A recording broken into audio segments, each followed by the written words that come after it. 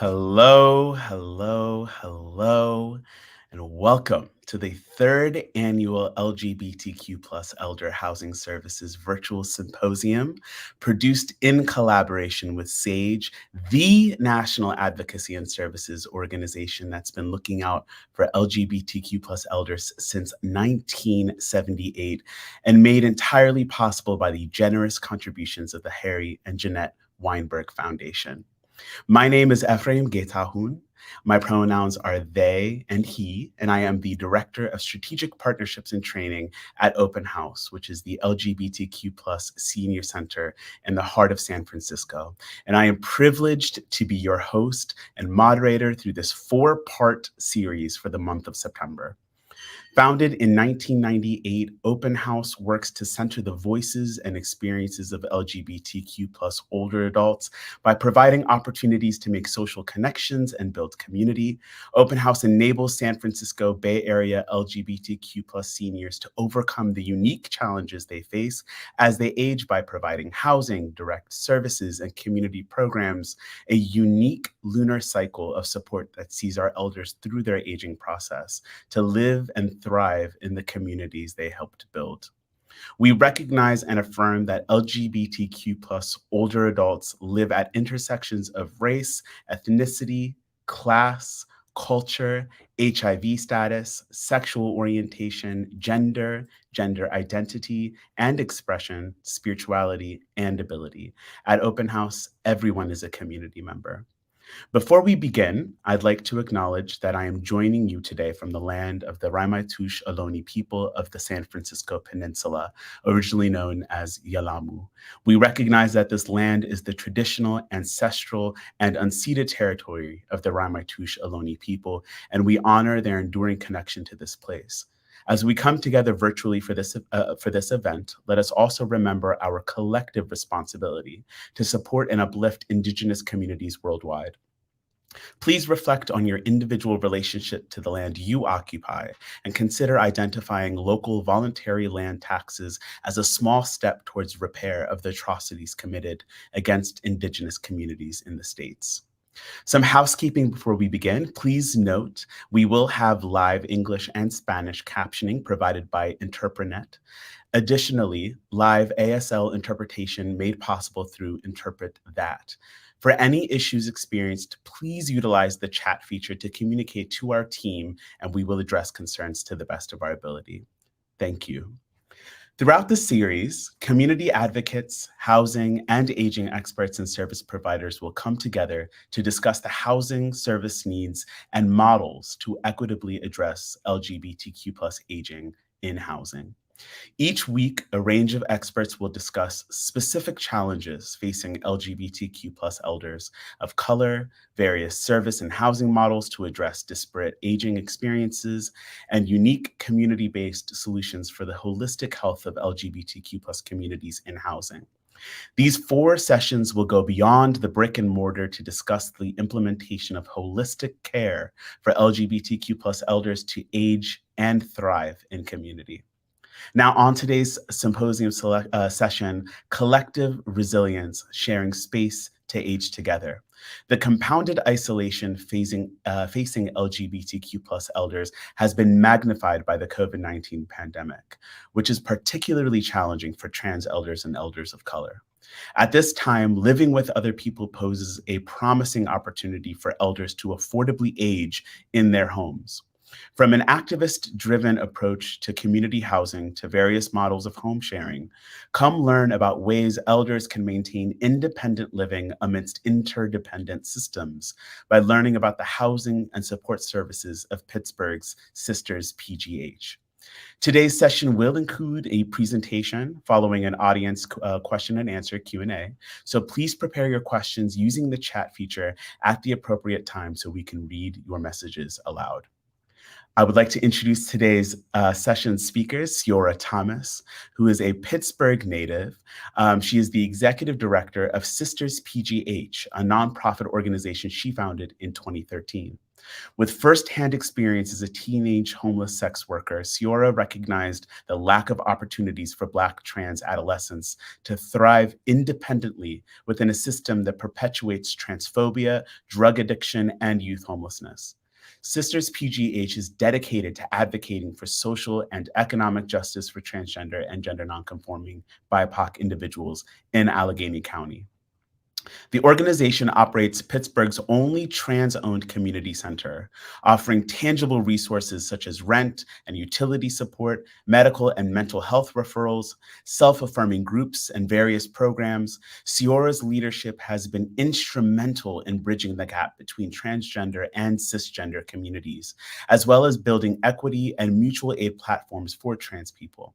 Additionally, she is the founder and lead organizer of People's Pride PGH, an annual event that aims to center and protect marginalized TLGBTQ plus communities in Pittsburgh. Siora holds several local and statewide positions, including the first Black trans woman to serve as chair of the LGBTQIA Advisory Council of Pittsburgh and on the Pennsylvania Commission of LGBT Affairs. She advocates for TLGBTQ plus sexual and domestic assault survivors. Siora has received numerous accolades for her outstanding service and leadership. I am honored to bring Siora to the stage. Thank you for being here, and the virtual stage is all yours. Thank you so much. Thank you so much for having me. It's truly an honor to be here. Definitely want to give love to Sage and Open House for continuing to do this. It's truly important, to those around the world that are experiencing these disparities. So thank you. So today we are going to be getting into housing and what that looks like for us. I'm going to talk a little bit about myself after we just heard my long bio, but and then we're going to jump into some collectiveness. And I welcome all questions that you may have to come through. Time willing, they will be answered. So again, my name is Siora Thomas. I am the founder and executive director of Pennsylvania's only Black trans woman-led nonprofit organization that is based in Pittsburgh, that is working at our capacity, providing these tangible resources and housing initiatives for our transgender community of Pittsburgh and Allegheny County in southwestern Pennsylvania, to be quite frank. It's an honor, to continue serving in this capacity, coming into this work as a teenager, right? And now being here as our organization continues to thrive. So I'm happy to be with you. We'll go along and get into it. Next slide. So of course, just some traditional ground rules I like to set when I'm doing any type of speaking or trainings. Speak and listen with respect. Next slide. Meet people where they are. And step up, step back. And lastly, hold questions for pause breaks. In this situation, we're going to hold questions to the end, and I'll be able to answer all of the questions that come through. Thank you. Next slide. So just a look ahead of what we'll be talking about. So we've gone over this, Sisters PGH, and who we are and what we do, the housing crisis faced by our trans elders and how we can fight it. So again, who is Sisters PGH? So we are a Black and trans-led 501c3 nonprofit that serves queer, trans, Black, Indigenous people of color in southwestern Pennsylvania. And I'll touch on this, and I talked about this earlier. This is really important to note that in Pennsylvania, We have a Black trans woman led nonprofit organization that is working at our capacity to serve our trans communities. And while we are based in Pittsburgh, we ultimately serve Pennsylvania. There are folks that move to Pittsburgh, to get our services, even from outside of, Pennsylvania, especially if this Roe versus, or especially as these things are happening in Florida with DeSantis. We see a lot of our trans siblings wanting to find respite, and we're also trying to take on, that as well. So when we say this, it's so important to know how Pennsylvania is set up, how we're still, functioning, but struggling at times to function as a Black trans woman led organization. My board of directors, we are, Black women, and I'm the executive director and founder as a Black trans woman, right? So this is a monumental thing that is happening in, Pennsylvania, and inspiring other groups, other Black trans led groups and organizations to want to also do this work. And we need that, right? We need the collectivity of other Black trans led groups. So I wanted to touch on that just so, everyone's aware. Next slide. So what do we offer? So at Sisters PGH, one of our biggest programs, one of our biggest programs is Project T. So this is Pittsburgh's Translate Transitional Housing Program, a radical vision of self-determination and housing justice. This is a program that we created the programming because we are trans people who experienced homelessness and houselessness. So we know exactly what we need. It has always been beneficial for the community that is experiencing the harm to lead in the way of servicing, especially if we want to get into this work.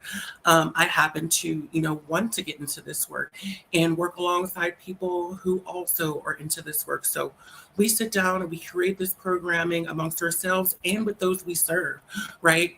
We talk about these statistics and data, that's generated from this type of work. But we actually have those that we serve and those with lived experiences adding on to these programs, and specifically Project T programming. Yeah, that's where we are. That's Project T.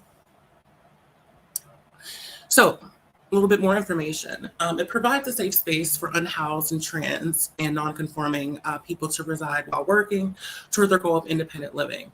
And it gives them time for respite from the streets of housing instability and a space to prioritize self-care. It provides stipends for personal items, transportation, and small bills like phone service or car notes or whatever our siblings need while inside of our transitional housing program. These monthly stipends have been monumental to the support of those coming into this program. Access to our list of locally available TGNC safe rentals. So we've done the due diligence over the years, and we actually, myself included, call around our local area to landlords to find affirming, safe, affordable housing for our trans siblings. It's one thing to, get a list from someone who may not, have taken the time to vet who these people are, and if it's a safe housing situation for our trans communities, or you're running into a slumlord who doesn't care who lives there as long as you give them the money. And what I believe and the values of our organization is that trans people, we should not have to just live in poverty out of circumstance. We should be able to be safe, be secure, and live luxurious if we can. And lastly, access. We take that back a little bit. Access to a list of our TGNC affirming healthcare providers. This is another vetting process. I have numerous meetings with local providers, national providers who can provide, telehealth service, just to find that some adequate services for our TGNC Youth Collective, our TGNC community of Pittsburgh. Right now, our medical spaces, they're still in a learning phase, and myself and I've heard from a lot of our SIBs, we're feeling very guinea pigged. And I use that word loosely, but that's just like testing to see if this works, see if this space works. And while that is happening, and while that may be good at times, it's also bad for us who are experiencing the lack of actual trans affirming spaces, medical spaces. Next slide. So here's just a testimonial of Zelena B. She was actually at our Project T program and graduated our Project T program. And she had mentioned being Black, trans, and disabled is very tough living in America, especially Pittsburgh, to be more specific. In my lowest of times, Sisters PGH came through for me and helped me get back on my feet. Thanks to their program, Project T, I was able to have shelter and build up funds for housing to better my living situation and gain full independence. I am very grateful for the work you ladies do, and I appreciate everything you have done for me. Wishing you nothing but the best for our trans sibs and hoping more and more lives can be helped and impacted by the work that Sisters PGH does. Thank you and much love.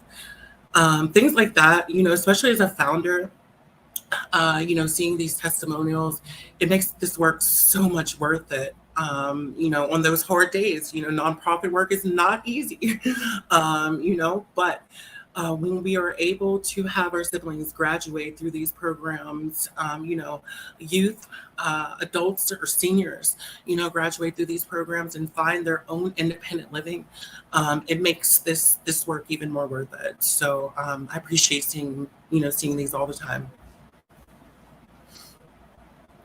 All right, so another program we provide at Sisters PGH is rent and utility support.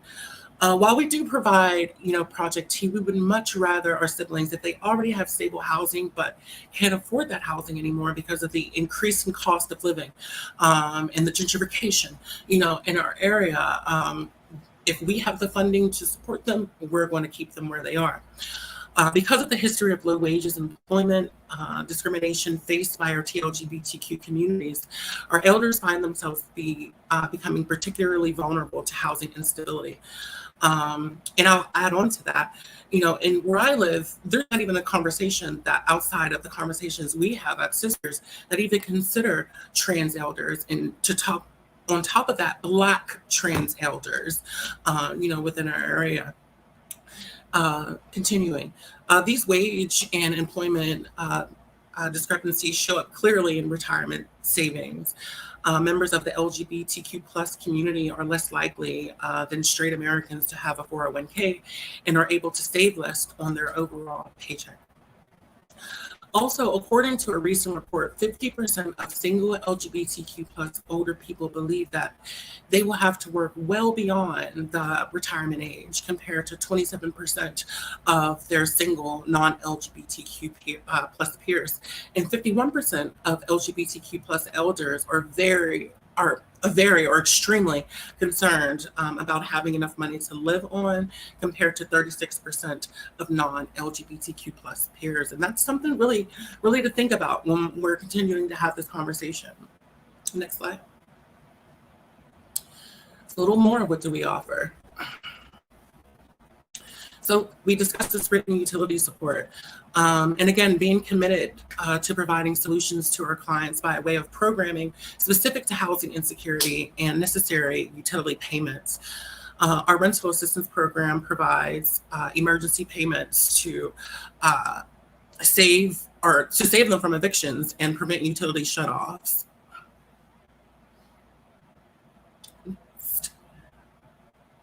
So, how does equitable employment play into this? So because of the low wages for nonprofit work in Southwestern Pennsylvania and work period, particularly LGBTQ employees are unable to thrive while doing vital work for community. Statewide, the average pay for those, and we're going to talk about nonprofit work specifically in this section because this is how we show up. This is how we can continue to build community through those having, other community siblings and members who want to also be a part of this work. I'm a firm believer of it takes a village.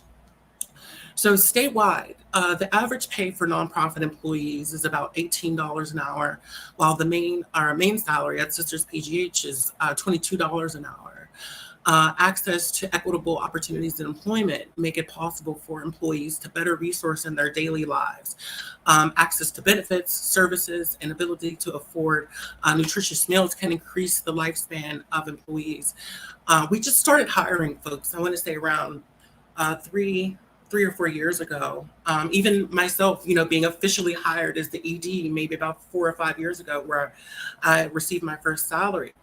And as we continue to, go down this lane and compare the market rate in our local area, we're in the housing, the rent and the utilities just increasing and increasing.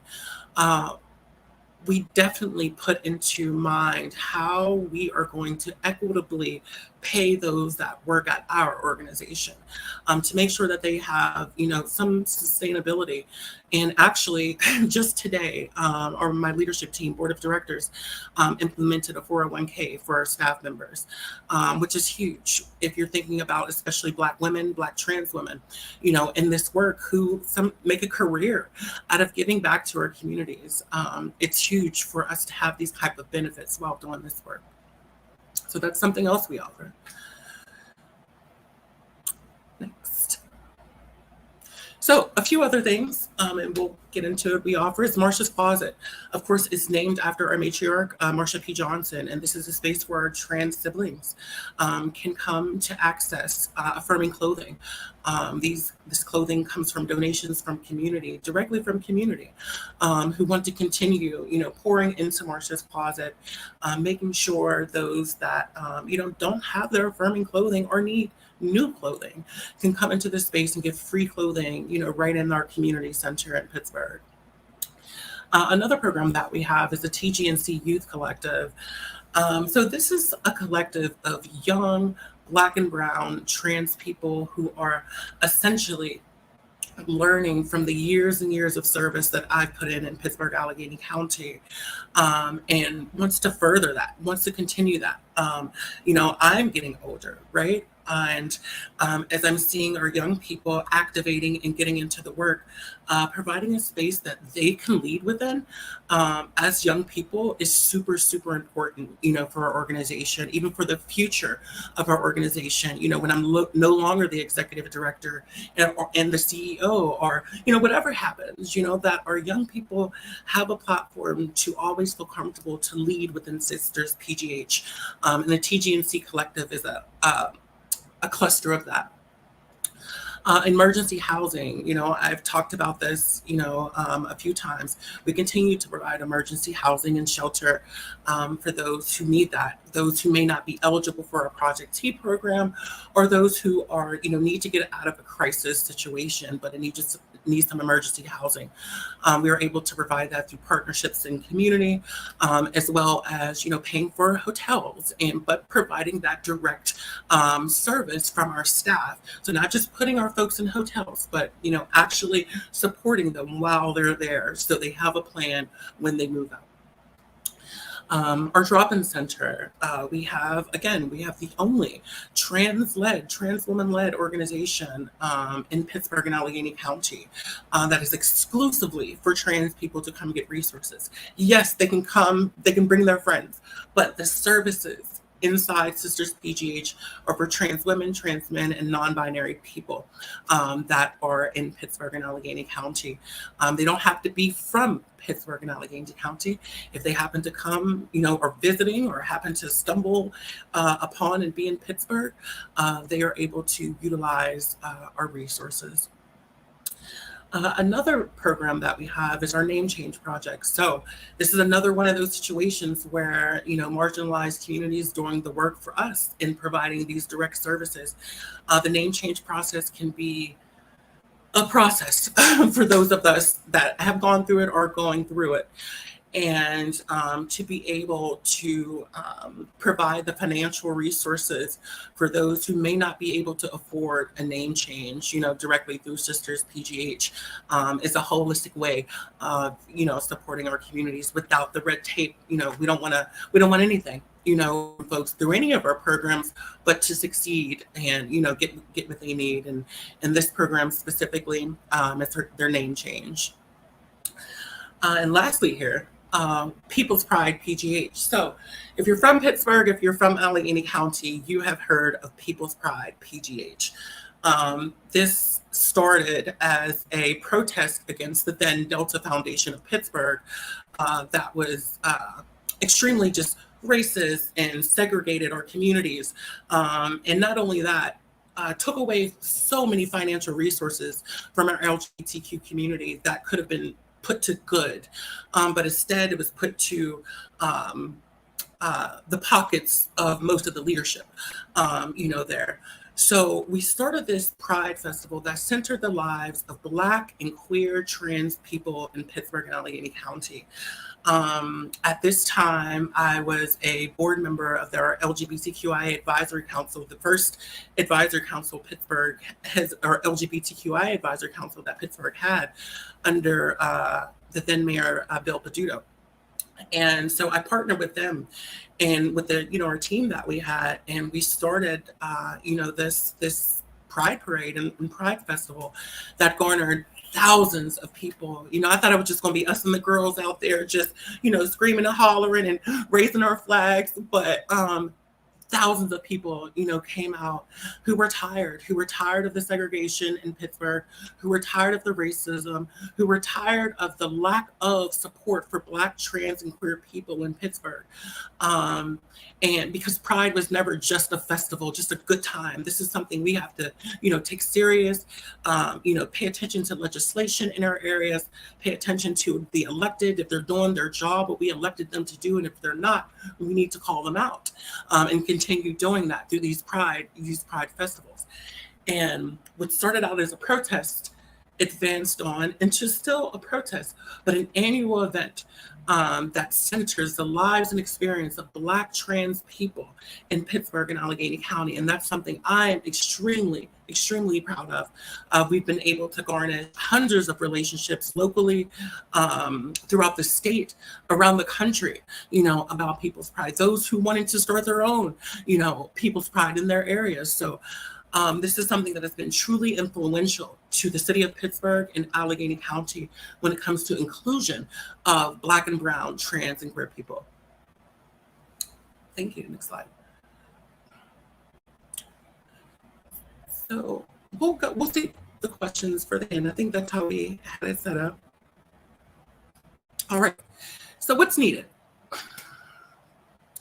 So more street outreach, trans-competent transitional living programs, and other housing programs and services should be free of bias and harassment and provide access to culturally competent services that affirm LGBTQIA+ identities. Traditional shelters should transition to non-traditional and offer transitional housing programs to help curb and end a homelessness crisis.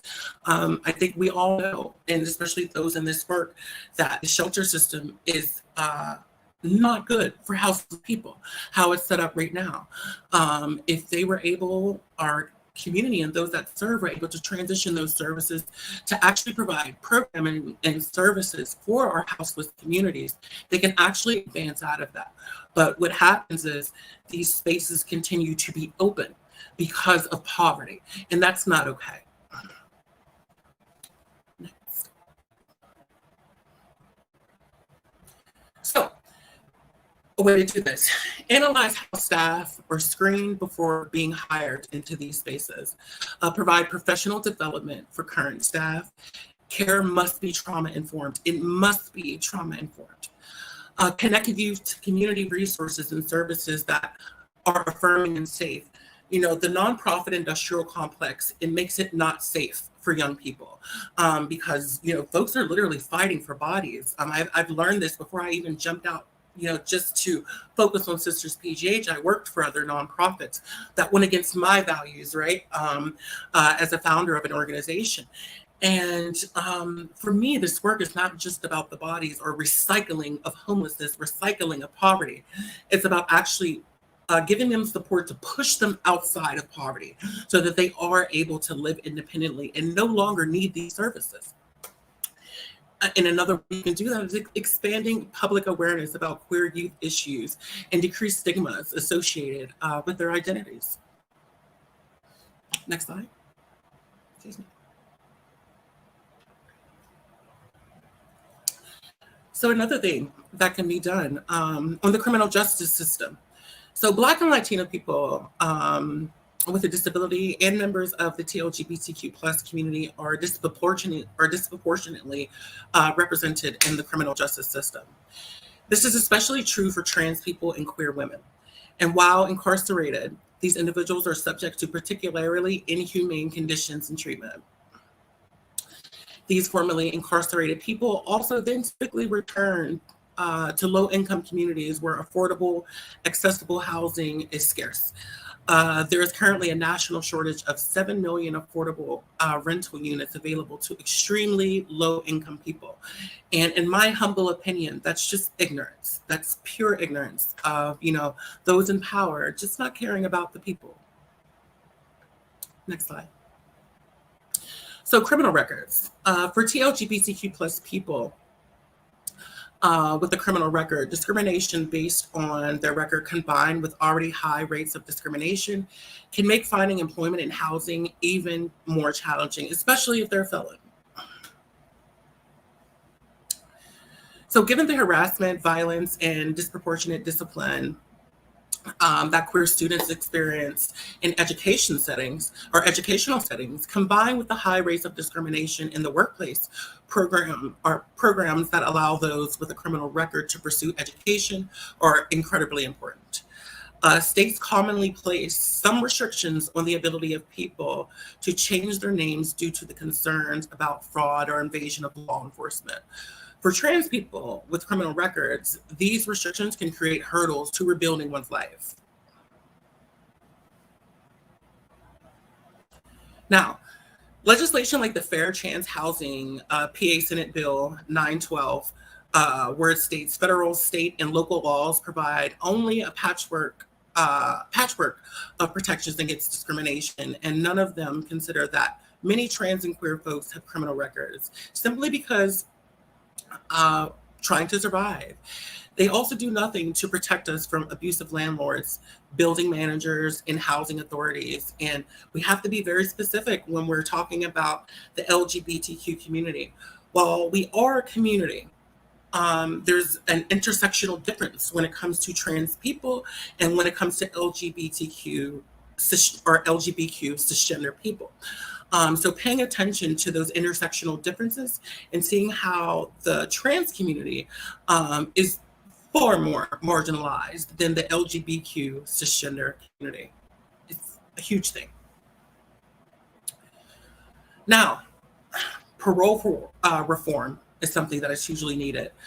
Once released from prison, if someone is placed on parole or probation, they're often required to adhere to a strict and unnecessarily burdensome requirements and regularly meet with a parole or probation officer. There have been cases in which a trans person dressing in accordance with their gender identity has resulted in a violation of parole terms. There has also been situations that I can speak from experience, doing this work, where parole officers are being inappropriate with our trans girls and women, in these spaces. And when I say inappropriate, I mean sexually inappropriate with those that are already going through, a bad time in their life. And, they're taking advantage of that. I've had to have plenty of conversations with the supervisors of parole officers who are visiting our spaces or, interacting with someone that we're serving.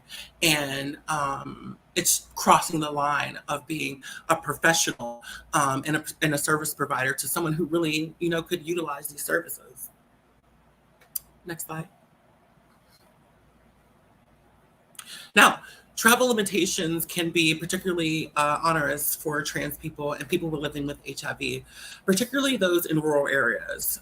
Those folks may not be able to access competent, respectful medical care. And I touched on this earlier, but without traveling. Next slide.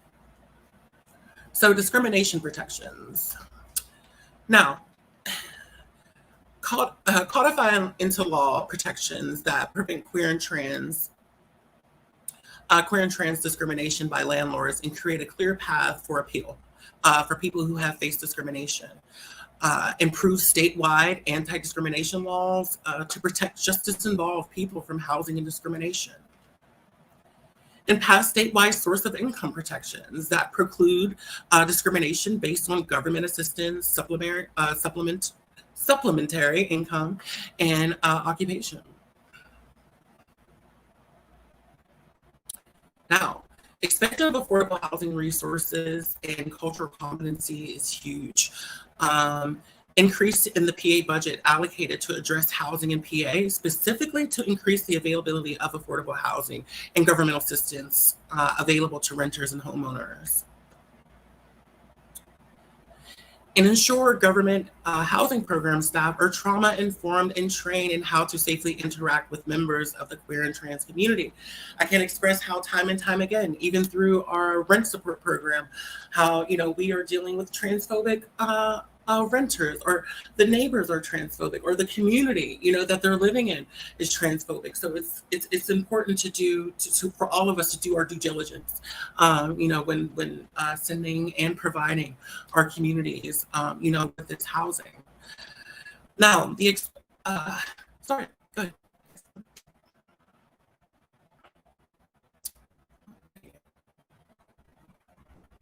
We'll go to the next slide.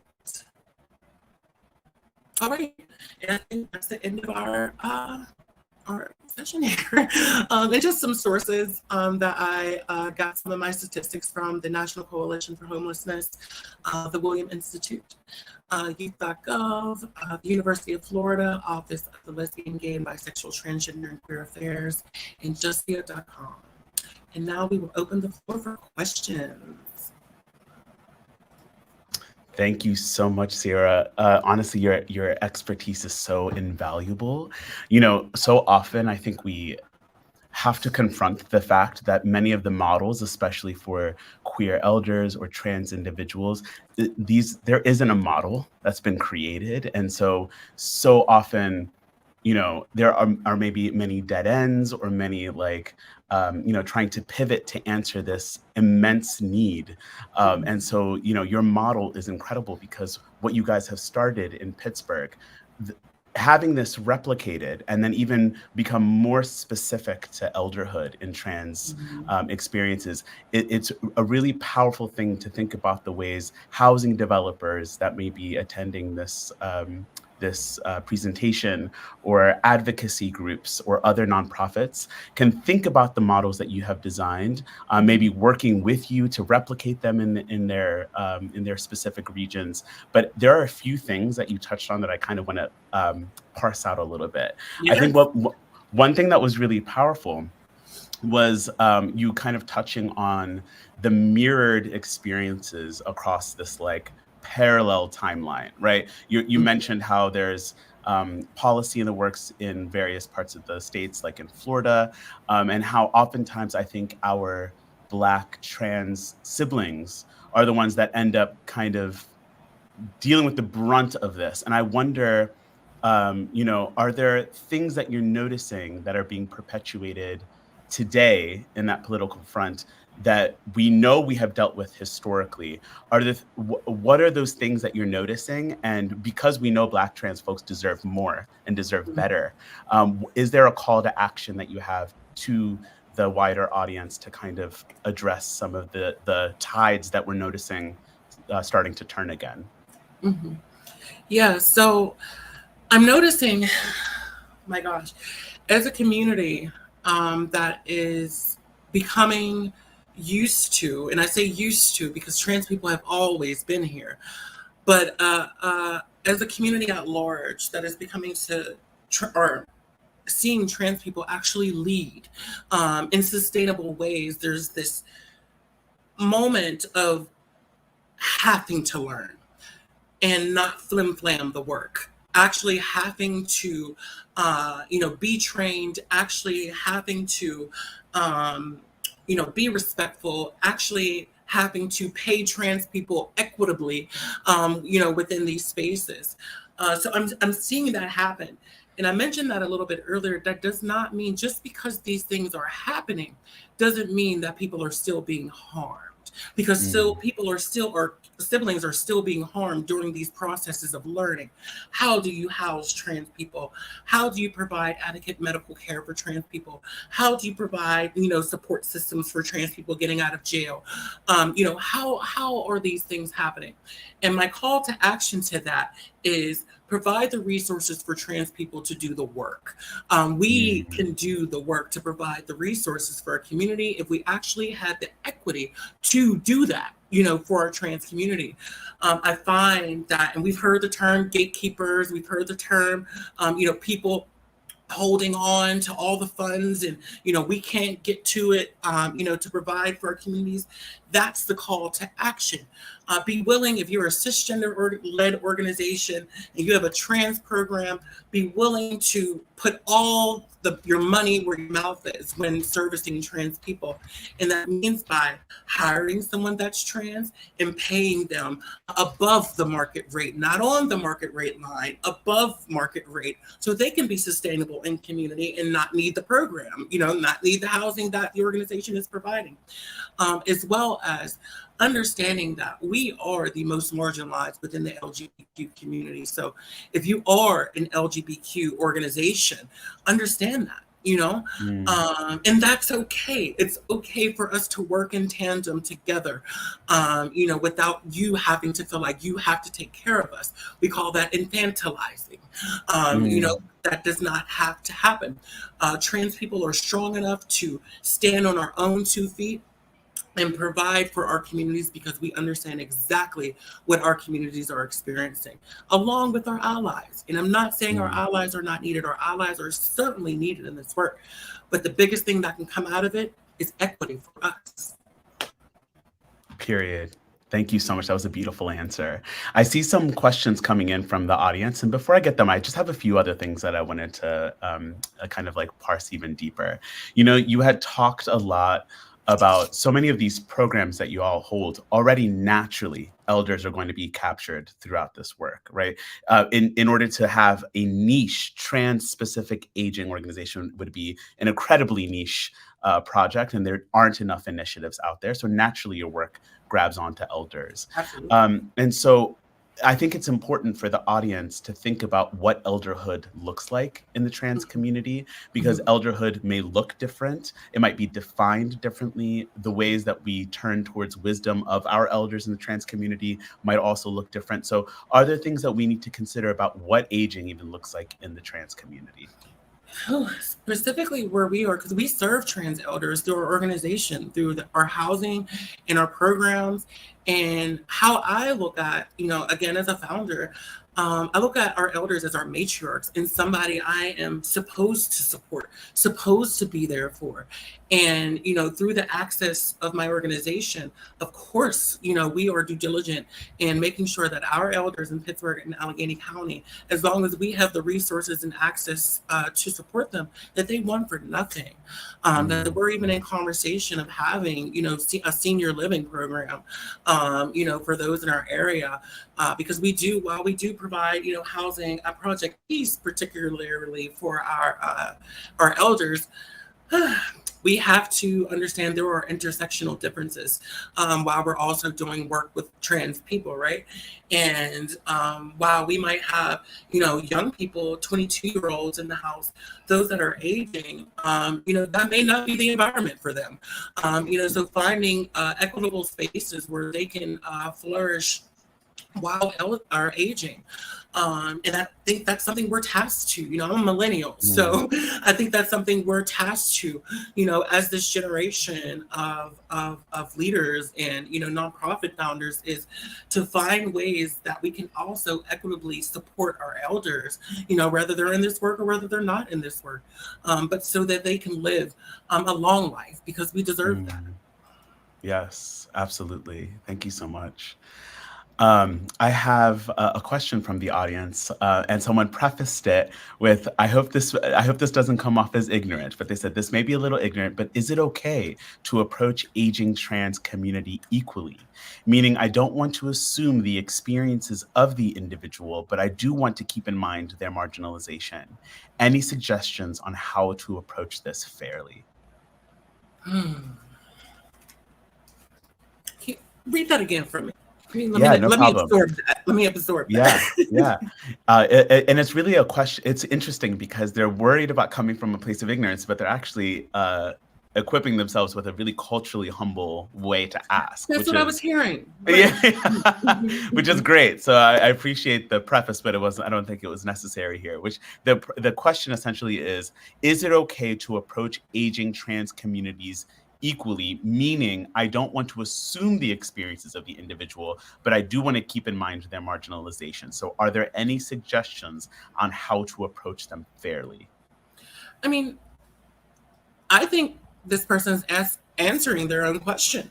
I think as you were typing the question out, the juices were flowing, and you started to Mhm. answer your own question. And I think that's by paying attention, keeping in tuned, with our elders, asking questions. Mhm. Even as trans people, like, yeah, I'm a trans woman, but I don't know everything, about trans people and what their individual needs are. This I always refer to myself as a student of leadership experience, because people throw that leadership title on you and uphold you to all these, things. But I've always been a student of leadership experience, meaning I'm going to ask the questions that I don't know. So that's what I would give to that. Ask questions, be informed, and continue to move like that. So we're Yeah. not in a space of I know everything. We never will. Yes, exactly. And I think even to your point, like yes, they actually did answer their own question because it's the assumptions that cause the harm. It's the assumptions that there's this blanket experience of all trans individuals, and/or assumptions that stereotypes are the ways to kind of lean into the work. And so moving away from those assumptions, I think also ultimately you know, these conversations can provide a lot of best practices and support, but each individual's like authentic, genuine connections with individuals out in their own real life. Right. Um, Right. Establishing those connections, learning from those individuals, and those natural relationships will foster, Exactly. or it will at least inform the way that you move through community. Because there's that Mhm. like cultural fluency, that kind of like there's like a key that gets unlocked when you're building these actual legitimate bridges in your Mhm. interpersonal connections with people. So that's always really And powerful. even just a small addition, we use all these fancy words when we're doing stuff like this, but there's actually a real life thing happening outside of these, situations where language is going to even look different, Mm, when talking to communities. So, and I'm always aware of that. Being a student of leadership, I'm learning these new phrases, I'm learning these new words, I'm learning how to walk differently and move differently. And just right. because I have doesn't mean my sibling has. So me always, meeting us where we are in that moment, is super important too. Mm, beautiful. I have another audience question. When developing elder housing services, how can we establish trust with trans elders to be able to best represent their needs? Let them lead. Allow them to lead the space. Don't assume that this is the best thing for them just because it's housing. Allow them to lead in the space. I Mm, found that to be very beneficial to our elder communities, which builds relationships. As we continue to move on with this work. And that's what I holistically believe in, is letting them lead the space, tell you how it should be done and how it should be set up. And yeah. yeah. Yeah, it's really interesting because, you can always build something and it's completely different if people are going to come. And I think for in a way, it may be it may be in the best interest of folks that are interested in serving, the trans community and opening up their space and or moving out of the way for the trans community Yeah. to Yeah. think about the debt, right? Like there very well may be, many opportunities of trying to build bridges that people will not take, and Right. rightfully so. There is a significant history of harm and or mistrust that has been sown. And so if you are an organization, a nonprofit, or a housing developer, social services organization, whatever it is, if you are now beginning to think about the people that are not at your table, there may be a long time before people finally pull up a seat. And so being comfortable with that, that desire to advocate and be there and do the work, and understand that there's going to be some discomfort as your organization better fits the culture that trans folks need, for them to even approach you in the first place. Yeah. So I think really investing in that work. I don't know if you have any other comment around that, but I think that's a really key piece that people miss often. Yeah, you hit it right on the nose. I mean, there are plenty of people with good intent, with access to money, with access to housing, with access to all these things, but they don't have the lived experience to know how to serve this community, serve Mm, our community. And it's okay to step aside. If the mission was for you to come in and support a community, giving them the full reins to do so is the best thing that you could do, with some support, of course, but giving them the full reins to make our dreams a reality, to create that generational wealth that we talk about for trans people. That's mhm. going to be it. That's going to be it, because we have not lived that American dream. Black trans Right. people have not gotten that.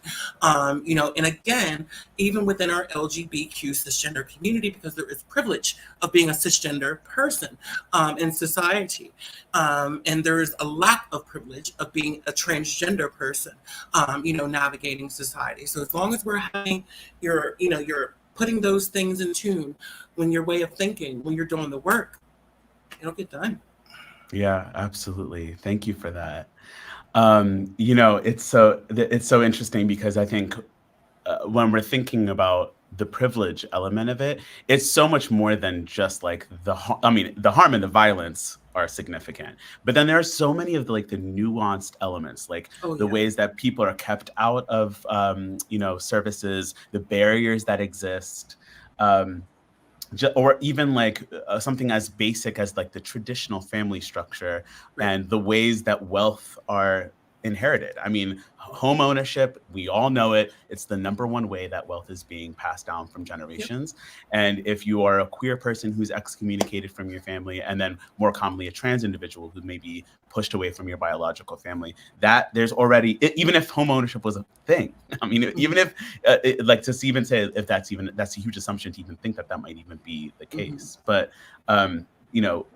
the breakdown of that quote unquote traditional family structure keeps people out of the kind of, um, source of wealth that they could Yeah. have inherited.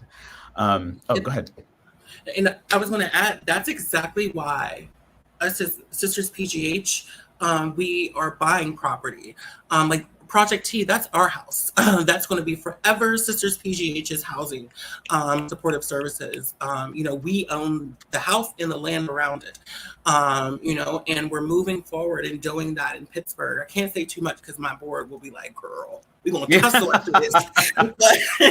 But these are conversations that we are continuing to have, of buying homes, apartment buildings, and doing what we want to do with it, because we'll be, historically the homeowners, and we'll never sell to a gentrifier. I Right. talk to a lot of housing developers in Pittsburgh. I've even had recent meetings and I went into the conversation, looking for support. And how can I, for example, how can I buy this block of dilapidated, rundown housing and get it up and running? And I remember having a conversation with this guy, cis man, um, and he said to me, "Yeah, there's so many crackheads in the neighborhood and prostitutes," and he used these words, and prostitutes in the neighborhood, and we want to make sure that whoever's buying the property, doesn't have to deal with that. So we want to make sure that you. And I lost them there. I lost them there because these are my people. These are my Mm, people that you're talking about, and I'm sure that relationship could have been fruitful, but I'm talking to a white cis man, first of all, and I'm talking about buying property in a historically Black neighborhood. And the nerve to say that to me was just eye opening in that moment of, how people view us, how housing developers even view Black people within our own neighborhoods, that they come in, and gentrify and doesn't make it better. Promise the people you can come back once we fix everything up. We're going to fix it up for you and you can come back. And that never happens. So it's Mm, just these are also, things that we are navigating, while doing this. And I yeah. feel that it's important to say, if there's anyone in the room today who may be a housing developer, your relationships are going to matter, historically in our neighborhoods. So just Mm. keep that in mind. Yes, thank you for that word. Absolutely. Thank you so much, Sierra. I have another audience question, and this one's a pretty unique one, and I actually really appreciate this. It's asking: there has been growing conversation around developing multi-generational housing for LGBTQ plus communities. What are some of the benefits or challenges that you've seen in multi-generational housing services for trans communities? So we can start first with the benefits, and then we can talk through the challenges. Yeah, I think the benefits would be, there would be somewhere that our LGBTQ, seniors could go, to live out their days comfortably and happy, as they should, as we all should, right? I think that's Mm, a good thing. Um, the leadership is what would I would look to see what the leadership is that is building this, this generational housing for our LGBTQ communities. That would be something I would think of. And I would also listen, I'm just going to be frank. We've had trans people attempt to live that are houseless, attempt to live with other houseless, or folks in need of housing, LGBTQ folks. LGBTQ folks can also be transphobic.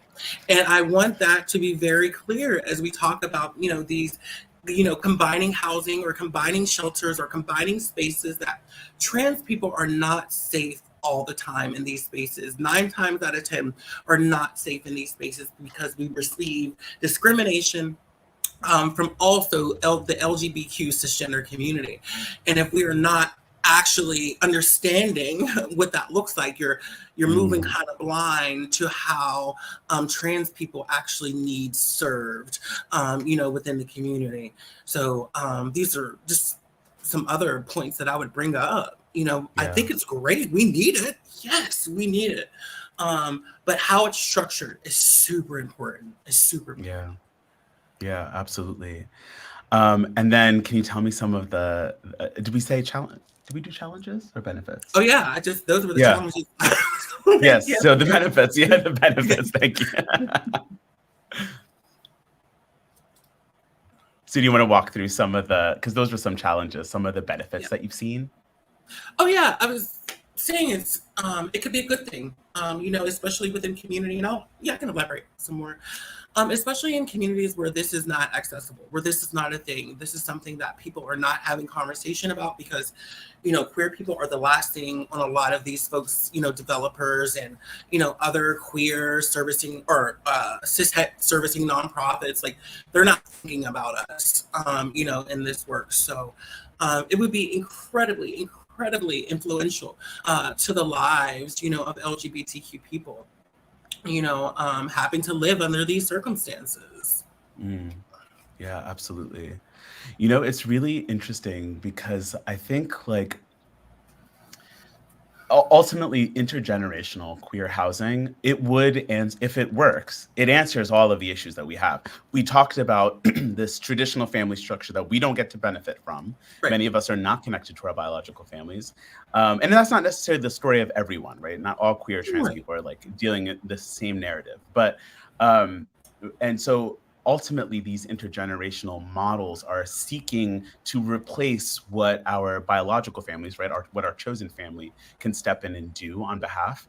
And so it's really important, I think, what you had mentioned when it comes to the L, the G, and the B of the community, how we have continued to perpetuate the same harm that cisgender straight counterparts have done, right? It's like, I think because we have our own experiences, we have our own marginalization, it makes this assumption that we are not contributing to this Right. and not actual participants in the same transphobia. So I really appreciate you naming that and pointing that out directly. Yeah, because if we don't, we're still going to be moving on in life like everything is rainbow and glitters within the LGBTQ community, and it's not. It's not. Mm, Trans people are actually like just being extremely harmed and tokenized and used, not paid enough to do the work. Like I can go on and on. You know, yeah, I yeah. see it all. I lived it.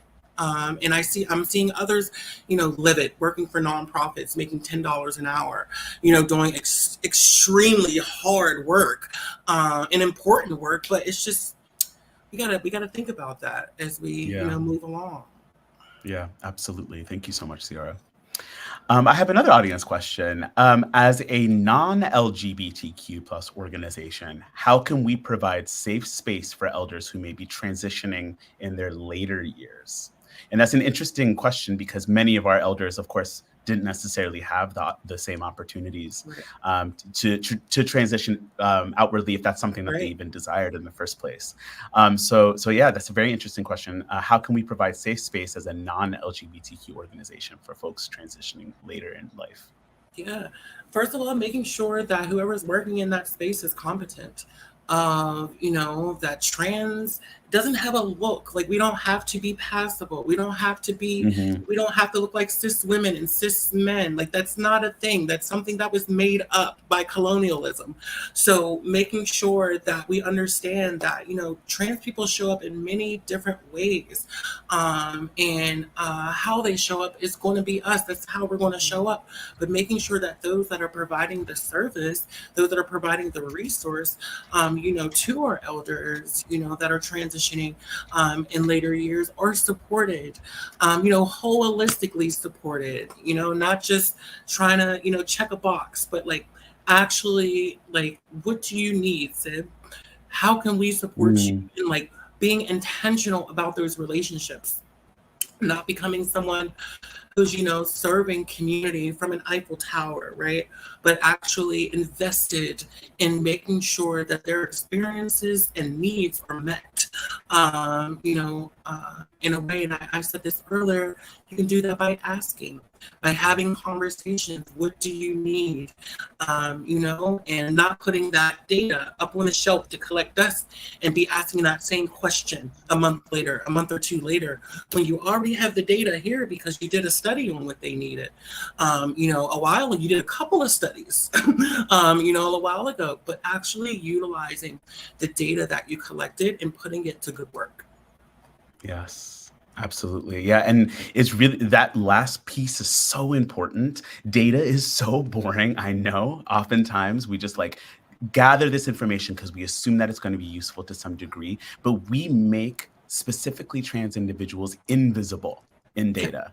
It's yeah, not that they don't exist. right, It's not obviously that these needs are not, substantial, but when we are not even collecting the appropriate data or collecting SOGI data like sexual orientation or gender or identity data census. collection or census data and building the bridges because of the mistrust for collecting this data in the first place and then pushing past your own provider discomfort of asking those questions, making these individuals invisible through research. They're not invisible, but we are making them so. So Right. that data collection and then actually using this really valuable data is important because data points lead to advocacy, which literally translates to the physical dollars that any one Mhm. organization might be getting from their city or their state or the nation.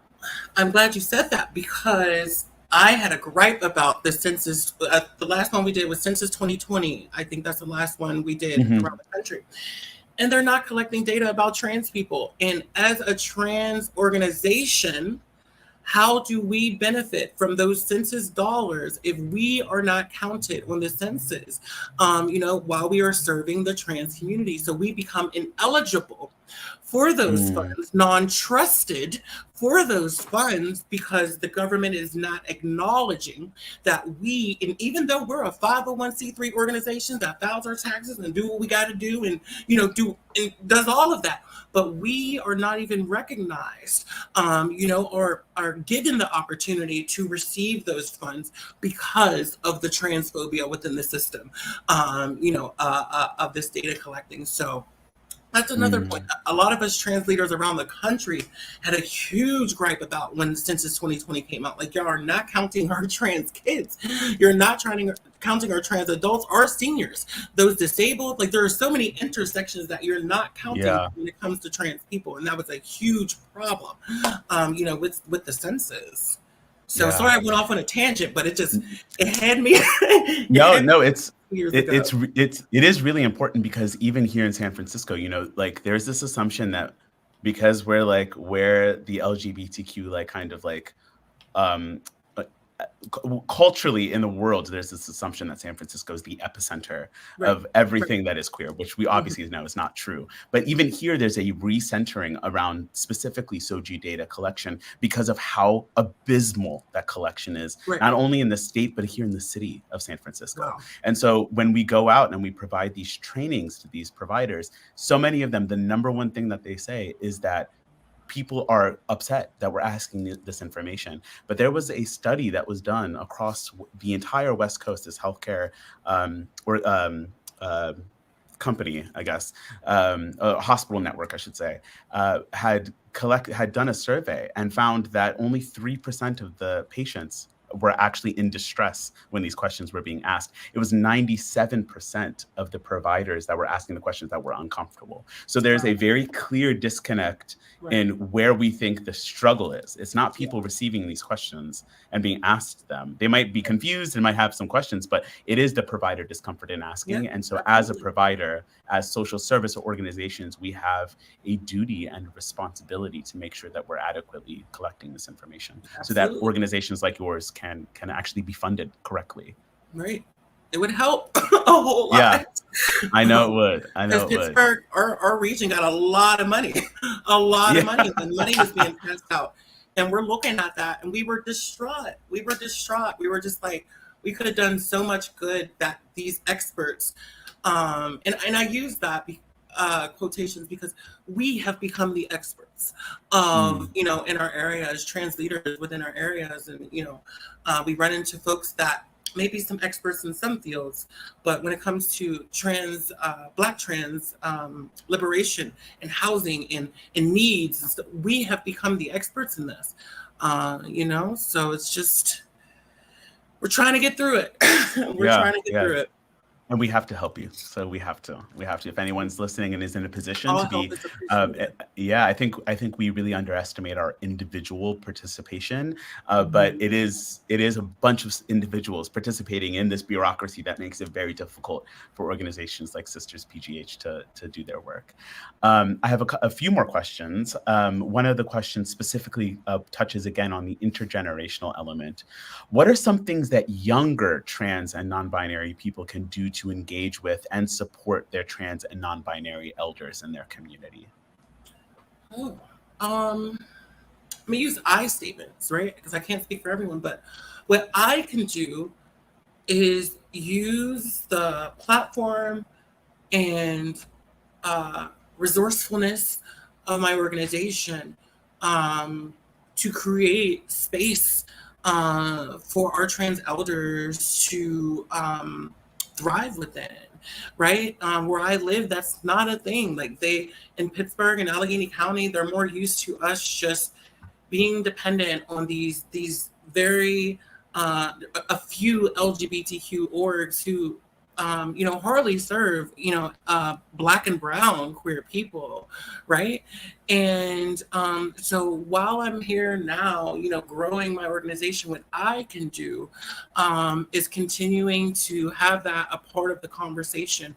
I'm about to turn 35. This is even the time where we're expected to die.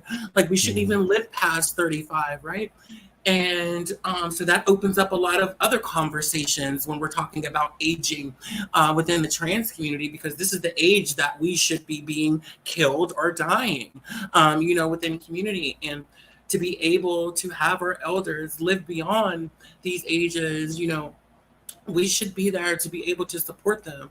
And there's also, let's be frank, right? There's generational differences in conversations that need to be had within the trans communities. I've never been the type to be on a platform understanding that we should be having trans conversations amongst each other. We should be having conversations where we're invested in, where we're not the pony of the show for the rest of the folks to be adding their opinions in, because we see how everything else has boiled down, how our data has been used, how our bodies and lives have been used. So we need to have intergenerational conversations amongst each other to see how we support each other holistically within this work. So those are a few things, and just being there, even when it's hard, to be there, right? Just being there, for our trans elders and not allowing them to fall through the cracks, because without their experiences, without their lives, we would not be walking as comfortably as we do around society right now. So just understanding like their sacrifice, no matter where they were in their life, they existed. And that gave me the ability to exist in front of y'all today. That gave a lot of us, younger trans folks the ability to live. And although we're going through so much discrimination and so much hatred and so much violence, right? There was also a time where you cannot walk down the street, and that's still hard. But there is an educational situation that has happened generationally that has taught the larger society that trans people do exist. So we can trot around a little lighter, a little lighter than we could, in our elders' younger days, right? So being cognizant of that. Yeah, beautifully said. It's amazing because I stumbled on a job for this organization for open house just randomly on an Indeed page. I had never put together LGBTQ plus and senior together in my mind. I had never seen myself as an older person. So that just literally was not a concept I could have conceived on my own. And so the minute I saw that, the awakening that I felt in my spirit, I think for many of us on the younger end of the spectrum, genuinely don't even know that the community is there and starving for this connection with the youth. And there are many reasons why this massive chasm exists generationally. There's a lot of loss that's been experienced. There are maybe sometimes cultural frictions or differences or tugs that pull us in different directions. But ultimately, most of our elders, I would say, are hungry for this connection, both at a spiritual and an emotional level for youth. So if you are a younger person who happens to be trans or non-binary and are just also realizing now, maybe for the first time, or generally have been thinking about this hunger to connect with your elders, there are many, many organizations, I'm sure, including Sisters PGH, that would be interested in volunteership. Are there any volunteer work that can be done both locally, but also maybe virtually that they can support at Sisters PGH, for example? Yeah, our website is a great place to go to find those things. But there's always, listen, we need all the help we can get in Pennsylvania. And I say that I say that in a very serious manner. People don't understand that we are dealing with excuse me, the south of the north in Pennsylvania, and a lot of us around the country fail to realize how this particular state, I don't even know how it's blue, but this particular state is literally the South, and we call it Pennsylvania, we call it the South of the North. We have so many names, for Pennsylvania. But, we can use all the help we can get, as sisters in supporting our communities. I have a small but mighty team, right? And we're trying to expand our resources to be able to hire more people, because volunteering is great. Yes, we love to have volunteers, but I would love to hire people that are competent to the work, who want to make careers, out of this, because volunteering is great it's wonderful. It's love and light, but people got bills to pay. And that is the reality of it when doing this work. I see a lot of our siblings who want to get into this work, right? And I want to be able to provide those employment opportunities for them, these different opportunities. So that's the biggest thing, that we can use and support. We're maintaining where we are, right now. And we have folks that are coming in, helping us work with those that we serve, our elders, all of those. But, I mentioned earlier, it takes a village. It really takes a village. Yeah. And when we're doing this, just staying in tune of what's happening with us. We're always putting out a press release. We're always, throwing something out, just paying attention to that and, doing whatever you can to be supportive. If you're in Pittsburgh and you want to go, carry some boxes to our storage facility, we are here for it. There's a lot of situations or a lot of opportunities for, volunteering assisters as well. But I want to hire folks. Where I want to get into the phase of where we're providing equitable jobs for those that are wanting to come do the work for this type of Yes. organization in Pennsylvania. Yes. Beautiful. I have another question from an audience member, from Al Cunningham. He has an interesting question, or excuse me, they have an interesting question. If trans people are being discriminated against by LGBT organizations, do we need to stop lumping them together? Yes, in short term, when you put, and I'm so glad you asked this, because I've had conversations, so I'm comfortable in saying we. I've had conversations with other trans leaders around the country about this very topic. And when you lump the trans community, which is a gender identity and not a sexual orientation, Right. it waters down the experiences of trans people. It no longer makes us legitimate as a gender identity because we are within a sexual orientation spectrum. I always, when I'm representing the LGBTQ community as of some years now, I always say TLGBTQIA, just to understand that there is a difference. Trans people can be LGBTQ or LGBTQIA as well, right? So there is a difference when we're having these conversations, but I think not separated, but an understanding of, Mm, this is a community within these sexual orientations that is experiencing far more discrimination than their cisgender counterparts. So, making that very, very clear. We're not trying to play trauma wars or trauma Olympics is what they call it.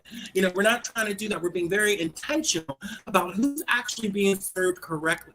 And we can mm, even look at this in a historic manner from our perspective.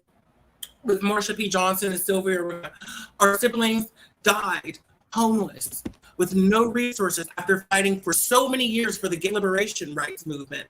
And they died homeless and with no resources. You can literally watch the biography of Sylvia mm, and see her living outside in a tent, or in a makeshift space, her safe space, which is good, but in the reality of it, not enough was done for our trans elders, even in those times, by mm, the LGBTQ cisgender community. And I don't say that as with a separatist tone.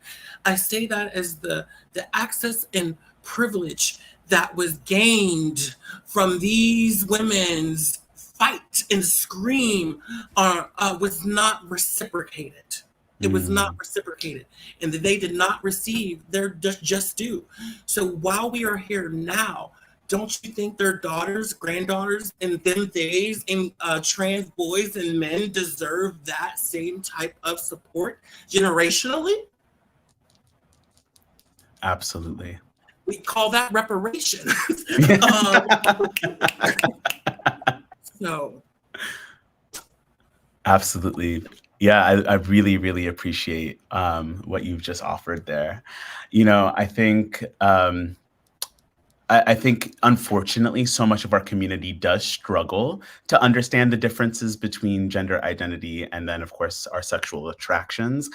Because curious enough, Any variety of gender identities can be any or all of the sexual Yeah. orientations.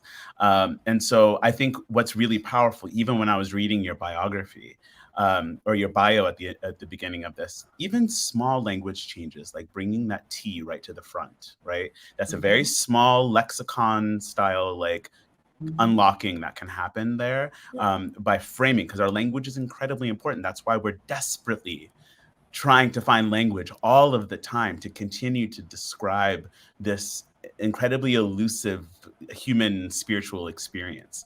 Yeah. And so, really It works. thinking, yeah, thinking deeply about the ways, that small things that you can do in your fluency, in your cultural fluency, to signal to trans communities that this is a place that's working on it. Harm is going to happen. It Yeah. is literally inevitable. And I think people that have a mentality that we are going to figure out how this harm's not going to happen, that there's a problem in that thinking. And so it's Mhm. not so much about the harm's not going to happen. What are the systems in place to repair? Yeah. What are the systems in place that believe trans individuals? And when you're talking about the experiences generationally of trans individuals, I mean, we have trans elders here that talk about the AIDS epidemic, for example, Mhm. and it's a very different story from what our Yeah. cis gay, Yeah. elders have talked about.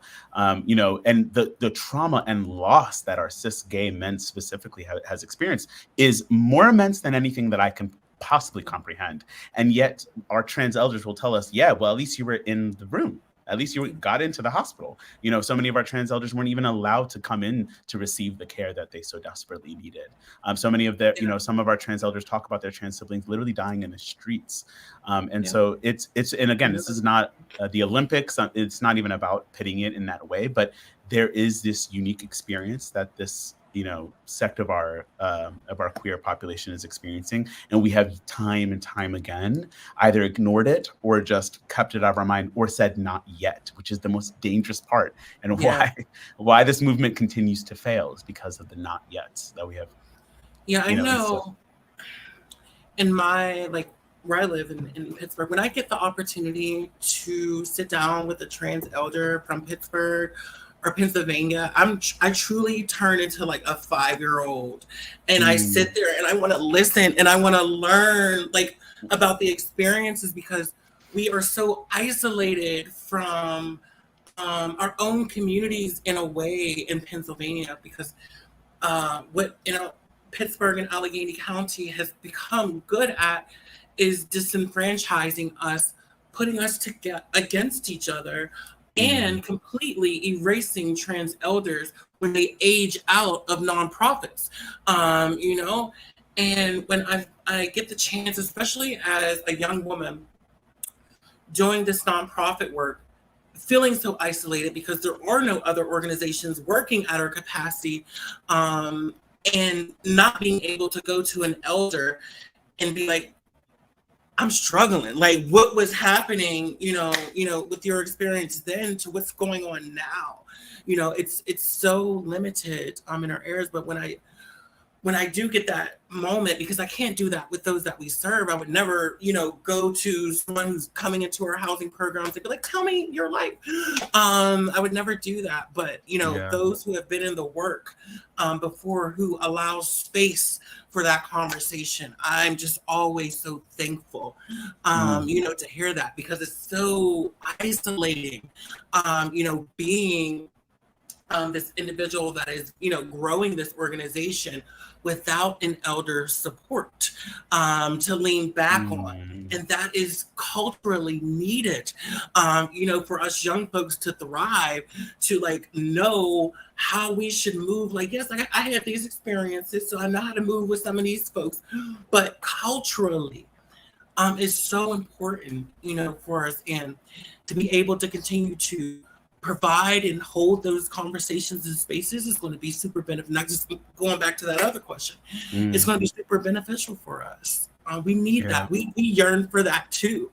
That generational connection. With someone who lived the life way before we lived it. Right. Yeah. It's valid. Yeah, that's so beautiful, Sierra. I'm so grateful that you said that last piece. You know, I just want you to know, ultimately, you deserve more. You deserve to have an elder to be able to show you this, and for you to be able to lean in on that. And while you're obviously going to be resilient and continue to have to be, I hate that you have to be in a world where you have to be in the first place.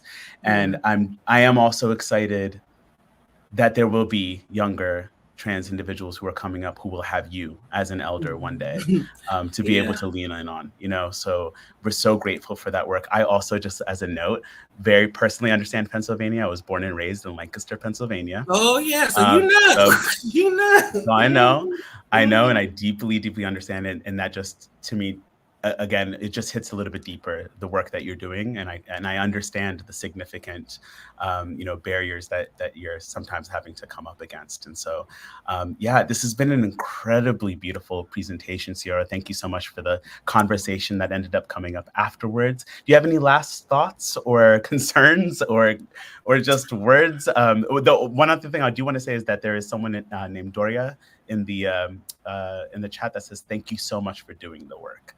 So I just wanted to definitely end with that. And yeah, I if love there's them. anything that you wanted to say.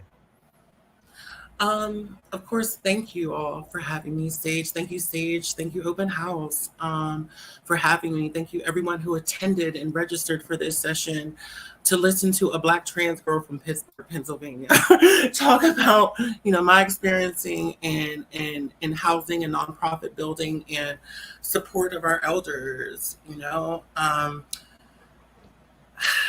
We have to really.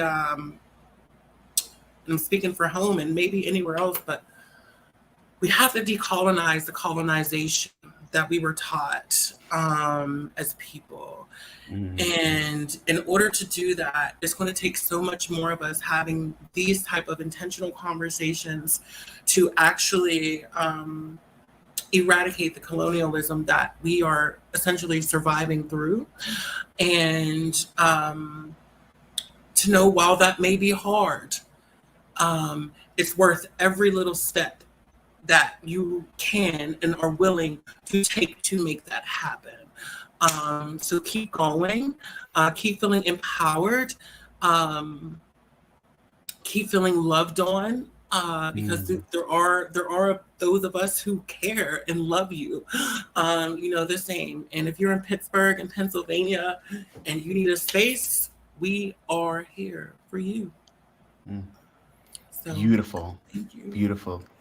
Thank you again, Ciora, for your contribution today. It has been so invaluable, and your experience, your story, and the work that you're doing. I'm just so grateful for you. So Of thank course, you thank you again. all. Mm. So that concludes this insightful session of the Open House LGBTQ plus Elder Services Housing Symposium.